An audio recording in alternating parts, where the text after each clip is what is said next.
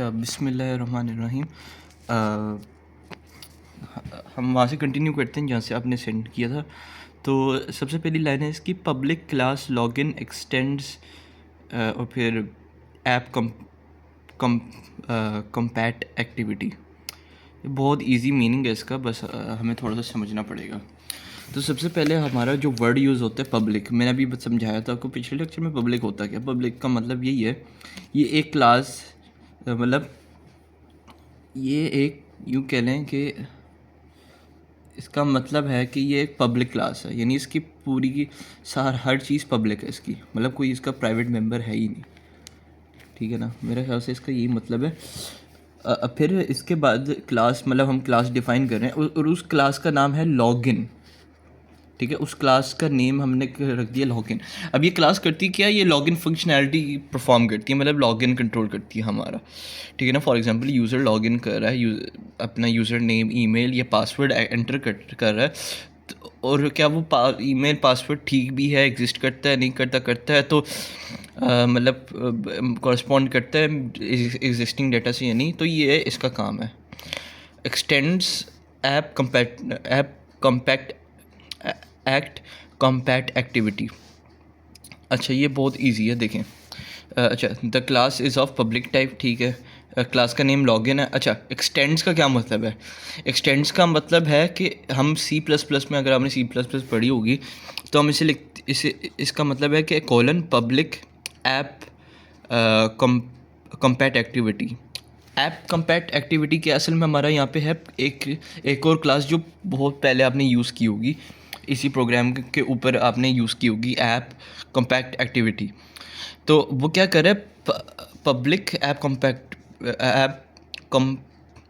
कम्पैट activity असल में करता क्या है, ये पब्लिक इनहेरिटेंस कर रहा है, यानी जितनी भी इसके पब्लिक मेंबर्स हैं ना, इसके जितने भी पब्लिक मेंबर्स हैं उनको इनहेरिट करती है। यानी यूँ समझ ले, ऐप कम्पैट एक्टिविटी ये एक पेरेंट है, और इसका ये क्या है, पेरेंट हो गया, ये पेरेंट है, ये पेरेंट है, और इसका ये जो लॉगिन है ना, ये जो लॉगिन है, ये है इसका हमारा क्या है, ये चाइल्ड क्लास है, चाइल्ड।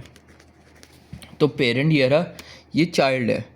सो तो क्या होता है यहाँ पे, ये पेरेंट अपने चाइल्ड को विरासत में अपनी फंक्शंस दे रहा है, वो भी वो वाले फंक्शन जो सिर्फ पब्लिक हों, सिर्फ पब्लिक फंक्शंस दे रहा है।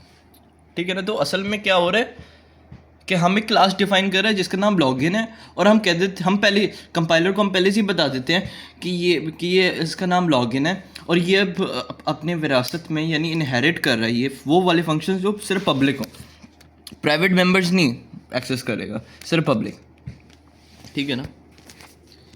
अच्छा, अब आगे देखते हैं। आगे इसने लिखा हुआ है एट ओवरराइड। इसका मतलब ये है, इसका ये मतलब है कि मैंने जैसे बताया, ओवरराइड का हम कीवर्ड क्यों लगाते हैं? ओवरराइड का कीवर्ड इसलिए लगाते हैं कि एक फंक्शन है पेरेंट क्लास में, वही सेम नेम है, बस डिफरेंट फंक्शनैलिटी परफॉर्म करने के लिए चाइल्ड क्लास में उसको हम ओवरराइड कर डालते हैं। यानी हम उस फंक्शन को वर्चुअल बनाते हैं और यहाँ पे चाइल्ड क्लास में ओवरराइड करते हैं। यानी यूँ समझ लें कि ऑन क्रिएट जो है ना, ऑन क्रिएट ये पहले से ही एग्जिस्ट करता है ऐप कम्पैट एक्टिविटी, जो कि हमारा यहाँ पे क्या है, पेरेंट है। तो वो पेरेंट क्लास में ऑलरेडी ये चाइल्ड ये मतलब ये फंक्शन ऑलरेडी एग्जिस्ट करता है। हमने सारे पब्लिक फंक्शंस को इनहेरिट किया था, ये पब्लिक फंक्शन था, और हमने कंपाइलर को पहले से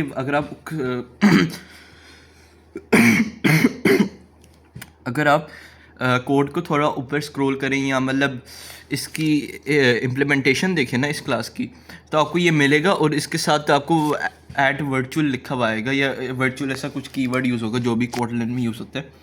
तो वो हम कंपाइलर को बता रहे हैं कि इसको आपने पहले से ही इसको हमने क्या कहते हैं,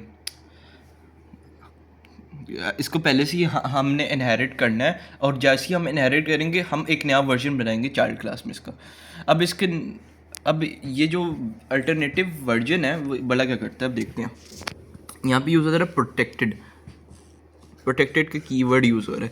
अब प्रोटेक्टेड का क्या मतलब है? प्रोटेक्टेड का मैंने जिस तरह मतलब बताया कि जितने भी जो प्राइवेट फंक्शंस हैं ना, हम कह देते हैं कि अगर हम प्रोटेक्टेड का कीवर्ड लगा देना तो वो प्राइवेट जितने भी वो जो प्राइवेट वो मतलब उस क्लास के प्राइवेट मेंबर्स है वो एक्सेस कर लेता है। तो प्रोटेक्टेड लगाने से जो पेरेंट क्लास के जो प्राइवेट मेंबर्स है वो फंक्शन, ये वाला फंक्शन वो चीज़ें एक्सेस करना शुरू कर देगा। फिर वॉइड, फिर ऑन ऑन क्रिएट, फिर बंडल सेव्ड इंस्टेंस स्टेट। अच्छा, बंडल क्या है? बंडल एक डाटा टाइप है। मैं अभी एक मिनट यहाँ पे आके समझाता हूँ आपको, मैंने लिखा होगा यहाँ पे।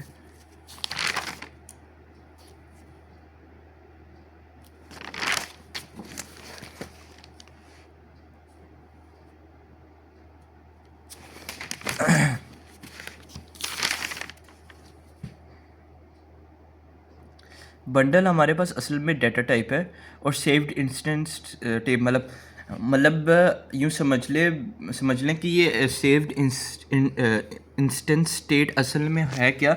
ये असल में ऐसा वेरिएबल है जो कि आपके जो आप यूज़र को स्क्रीन दिखा रहे हो उसका जो करंट